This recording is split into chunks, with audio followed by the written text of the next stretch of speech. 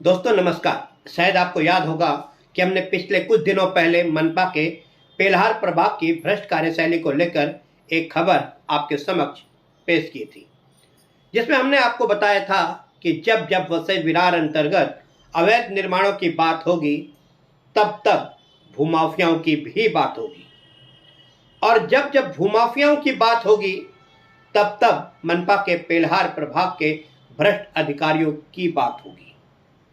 क्योंकि मनपा के इस कार्यालय में भूमाफियाओं की इच्छा के बगैर एक पत्ता भी नहीं हिल सकता। और वैसे भी न जाने मनपा के पेल्हार प्रभाग को ऐसा कौन सा श्राप लगा है कि बड़े से बड़ा ईमानदार व कर्तव्यपरायण अधिकारी भी यहां पर आकर भ्रष्ट हो जाता है।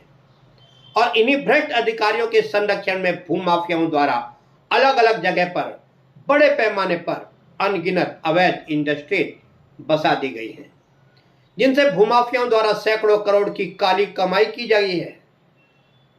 और इसी सब के चलते मनपा का पेल्हार प्रभाग भूमाफियाओं को संरक्षण देने वाले भ्रष्ट व मक्कार अधिकारियों के चलते आज सबसे ज्यादा बदनाम है।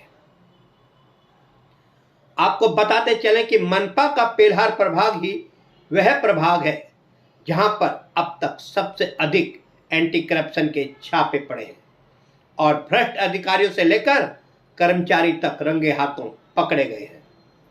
वह एक अलग बात है कि आज मनपा का पेल्हार प्रभाग बदनामी के बावजूद भी अवैध धंधों तथा अवैध निर्माणों से काली कमाई जमा करने में अब तक सबसे आगे है।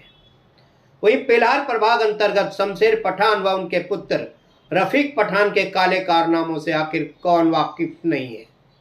ये वो भूमाफिया हैं जिनके अवैध निर्माणों को सुरक्षा देने के लिए गुंडे बदमाशों की एक बड़ी टीम हर समय तैयार रहती है। ये दोनों बाप बेटे इतने शातिर हैं कि इनके अवैध निर्माण शुरू होने से पहले ही इनके लिए मनपा की ओर से घर पट्टी का इंतजाम हो जाता है। शमशेर पठान व रफीक पठान की दबंगई का आलम यह है कि मनपा के किसी भी बड़े अधिकारी की भी हिम्मत नहीं होती कि शमशेर पठान व रफीक पठान के अवैध निर्माणों की ओर आंख उठाकर देख भी ले, क्योंकि शमशेर पठान और रफीक पठान मनपा प्रशासन ही नहीं बल्कि पुलिस प्रशासन को भी जूते की नोक पर रखता है। और उसी कारण आज तक शमशेर पठान व उसके बेटे रफीक पठान के खिलाफ कभी भी प्रशासन कोई भी बड़ा कदम नहीं उठा पाया है। शमशेर पठान व रफीक पठान की टीम बहुत बड़ी है, जिसमें कई भूमाफिया व अवैध निर्माण करता है।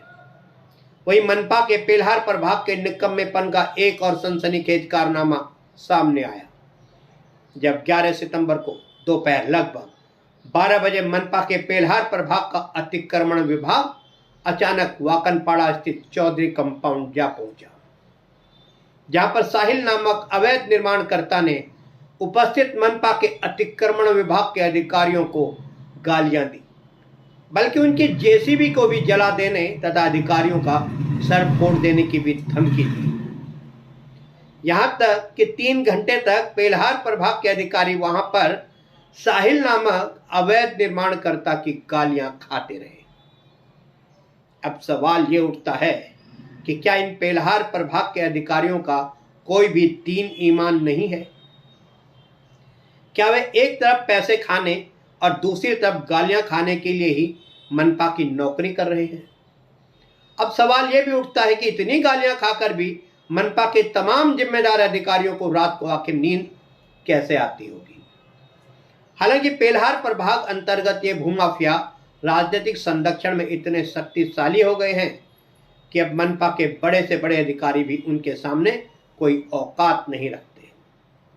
और वहीं फर्ज से गद्दारी करने वाले इन तमाम अधिकारियों को अब शमशेर पठान और रफीक पठान जैसे भूमाफियाओं के द्वारा उपलब्ध कराई गई दौलत से अय्याशी करने की ऐसी आदत हो गई है कि अब सिर्फ गालियां ही नहीं बल्कि मार खाने के बावजूद भी पेल्हार प्रभाग के अधिकारी इन भूमाफियाओं के इर्द गिर्द दुम हिलाते हुए इनके तलवे चाटने को मजबूर हैं, जिसके चलते वर्तमान में साहिल जैसे टुच्चे अवैध निर्माणकर्ता और शमशेर पठान तथा रफीक पठान जैसे भूमाफियाओं का जंगल राज कानून व्यवस्था को स्पष्ट तौर पर चुनौती देता प्रतीत हो रहा है।